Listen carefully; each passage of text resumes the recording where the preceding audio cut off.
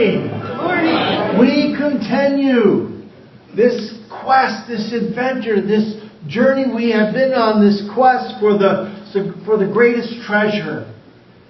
Think about these words.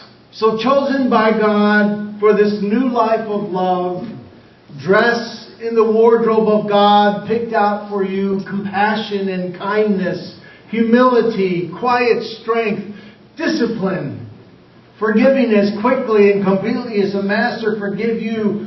Put on, wear love. What incredible virtues these are, aren't they? And then you add to these virtues what Paul calls the fruits of the Spirit from Galatians 5:22 through 23. Love, joy, peace, patience, kindness, goodness, gentleness, faithfulness, humility, and self-control. They're actually pretty similar versions, aren't they? You could almost morph them together into imagine a world where these primary virtues are being lived out from day to day. Imagine your relationships. Imagine the people you're in conflict with.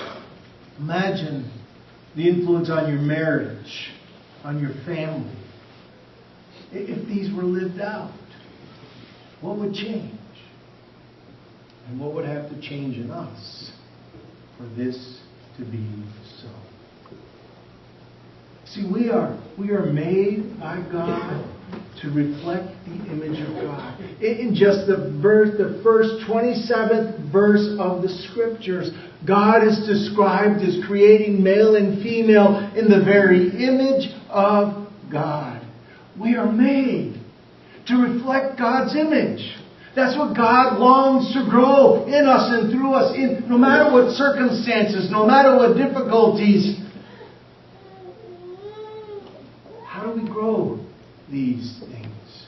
How do we grow these virtues? We first do it by the gift, by the leap of faith. Remember last week, if you were here, we talked about how the Israelites were gathered on the river Jordan. It was a rain-swollen river. It was chaotic. You can imagine. And God says, before you go to the promised land, I need you to step into the river and then I'll show you my mighty and amazing power. I will stop the river from flowing. And you can imagine as they're sitting on the front end of that river going, holy mackerel, there's just no way. It's too chaotic. It's too full. I'm afraid. And God says, just take the step of faith. And not until they took the leap and stepped into the water did God all of a sudden halt the flow of the river.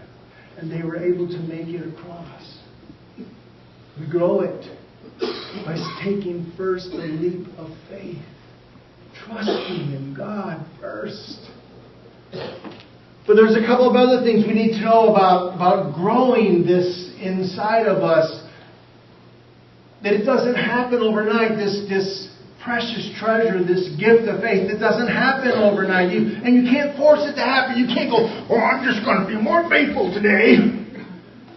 I mean, you might be able to do that sometimes. But I know every time I try to make it work, it seems like I end up making it worse. You can't just make it happen by trying harder. And this gift of faith never grows in isolation.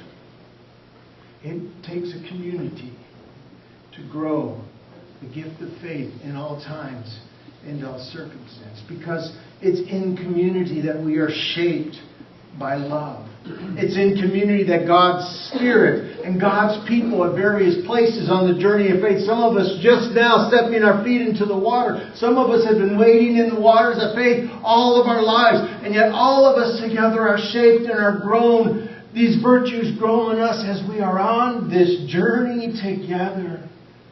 And as we've been talking about taking the greatest treasure, I've been highlighting the importance of small groups to grow these very same things inside of us.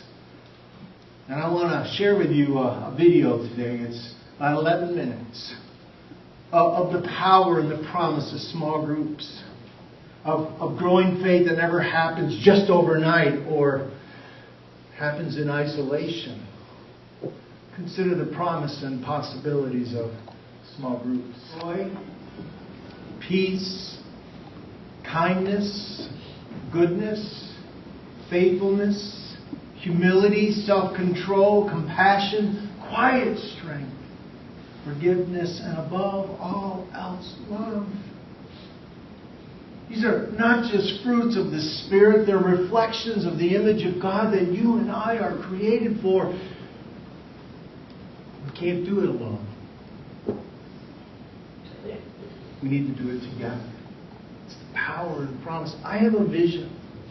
I have a vision of a church of small groups where people gather to experience authentic community and shape with accountability and grace each other in the image of God.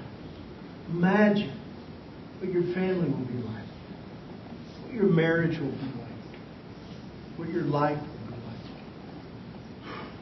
if you allow yourself to be shaped like this. Next week we're going to have one more interesting message that helps set the table for small groups. I want you to begin praying about being a part of a small group today. Next week you'll be able to sign up. We'll share a little bit more of the promise and the possibilities. Consider what your life, what your marriage, what your relationship with the world, what this community can become when the image of God is authentically reflected, not just through us, but with one another.